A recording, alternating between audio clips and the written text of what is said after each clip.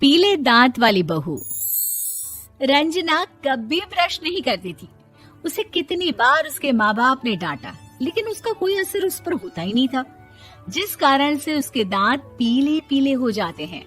शादी के बाद। अरे बहू, वैसे तो तुझ में कोई कमी नहीं है, पर तेरे दांत इतने पीले कैसे हैं बेटा?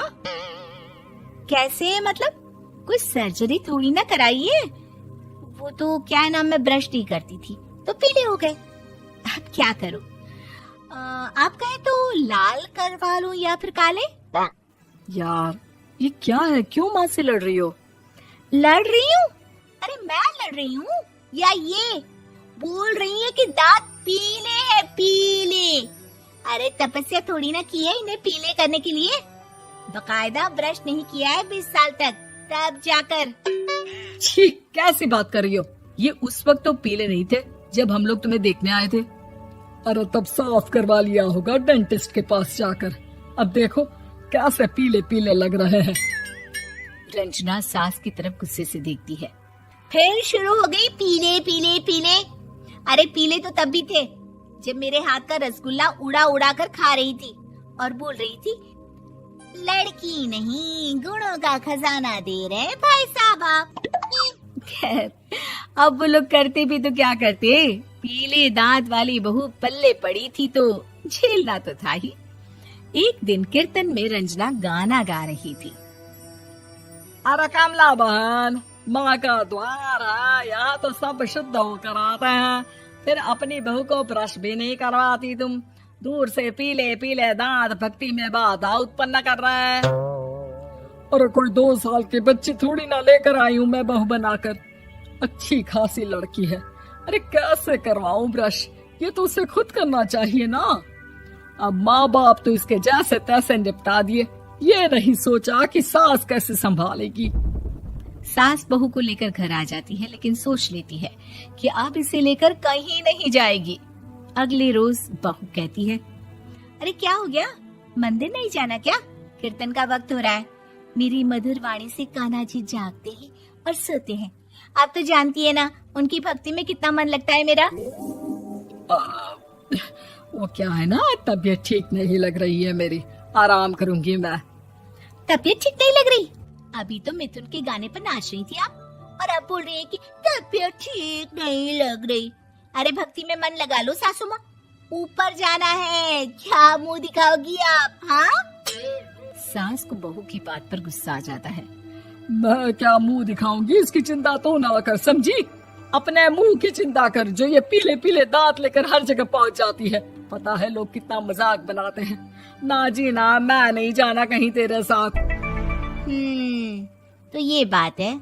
कोई ना, मत जाओ, मैं अपने कमरे में ही बैठकर भक्ति कर लूंगी। ऊपर वाला दांत थोड़ी ना देखता है, मन देखता है, भावना देखता है। और अरे बस बस, तू सब कुछ दिखा, बस ये सफेद चमकदार दांत ना दिखाना किसी को, है? जा यहाँ से। बहू को सास की बात का कोई फर्क नहीं पड़ता। वो तो जैसी थी वैसी ही रह जाती है। सुबह नहाकर किचन में खाना बनाना, फिर खाना खाना, कीर्तन भजन करना और सो जाना। एक दिन, माँ जी मैं सहेली के घर जा रही हूँ, शाम को लेट आऊंगी। हाँ हाँ तो जाना, मैंने कौन सा तेरी आरती करनी है घर पर बैठकर। रंजना सहेली के घर जाती है, जहाँ वो पार्टी में जाने की तैयारी कर रही होती है। अरे शिखा, कहाँ जाने की तैयारी कर रही है? मैं गलत वक्त पर आ गई क्या? अरे नहीं यार, उल्टा सही वक्त पर आई है। मैंने ये साड़ी और ज्वेलरी निकाली है यार, शाम को इनके ऑफिस की एक पार्टी में जाना है। बताना कैसा लग रहा है ये सब? नहीं यार, इस ड्रेस के साथ तो वो वाली ज्वेलरी अच्छी लगेगी। हाँ हाँ सही बोल रही है, मैंने ध्यान ही नहीं दिया। वैसे तो हमेशा से मस्त फैशन सेंस रखती है। तो बड़ा जाती होगी ना पति के साथ पार्टी में। रंजना कुछ नहीं बोलती, बस सोचती है कि यार काश ये बात सही हो जाती। पर मैं क्यों नहीं जाती पार्टी में? क्या इन लोगों की कोई पार्टी होती नहीं होगी? रंजना घर आती है और रात में पति से सवाल करती है, एक बात बताइए, आप मुझे किसी पार्टी में क्यों नहीं ले जाते? क्या आपके यहाँ ऑफिस में पार्टी नहीं होती? पति बेचारा क्या कहता कि दांत पीले हैं तुम्हारे इसलिए। अरे कोई पार्टी होती नहीं हम लोगों के ऑफिस में, तो कहाँ से लेकर जाऊं? और मार्केट, मॉल, कहीं वीकेंड घूमना, कहीं तो। अरे यार सारे हफ्ते में एक छुट्टी मिलती है, तो सोचता हूँ कि आराम ही कर लूं। क्यों? रंजना मन मार के रह जाती है। पहले कभी सास के साथ मंदिर जाया करती थी, लेकिन वो भी सास ने ले जाना बंद कर दिया। घर बैठी बैठी रंजना बोर हो जाती है। तभी उसे आइडिया आता है और वो मायके जाने का सोचती है। सासू माँ, 2 दिनों के लिए मम्मी के घर जा रही हूँ। अच्छा ठीक है, आराम से जा। और हाँ, माँ से कुछ अच्छी आदत सीख कर आना कि कैसे शरीर के हर भाग की तरह दांतों की सफाई भी जरूरी होती है, समझी? शुरू हो गई ना आप। वो लोग आपकी तरह नहीं है कि छोटी छोटी बात का बतंगड़ बना दे। उन लोगों के लिए मैं मायने रखती हूँ, ना कि मेरे पीले पीले दांत। रंजना माँ को बिना बताए उन लोगों को सरप्राइज देती है, लेकिन जैसे ही वो दरवाजे पर पहुंचती है, अंदर देखती है कि घर वाले कहीं जा रहे होते हैं। अब माँ, काश रंजना दीदी के दांतों वाली प्रॉब्लम नहीं होती, तो वो भी हम लोगों के साथ चलती ना बुआ जी की बेटी की शादी में। हाँ बेटा, लेकिन अब उसे कौन समझाए कि उसको उसके पीले दांत नहीं दिखते, लेकिन उसके आसपास के लोगों को कितना एम्बैरेसिंग फील कराते हैं।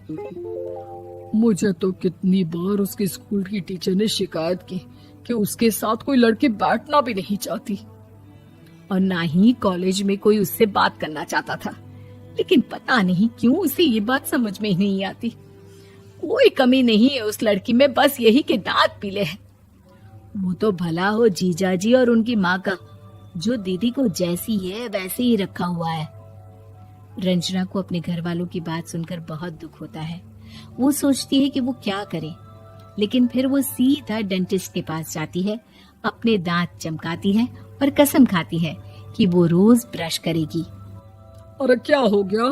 तुम तो 2 दिनों के लिए गई थी ना। पर कोई ना, अच्छा है, चलो आ गई तो। रंजना सास के सामने आकर खड़ी हो जाती है और पूरी स्माइल करती है, उसके चमकदार दांतों को दिखाती हुई। हैं? चले मंदिर। माँ, मुझे माफ कर दीजिए, मैंने आप लोगों को बहुत एम्बैरेसिंग फील करवाया। मैं आज से रोज ब्रश करूंगी।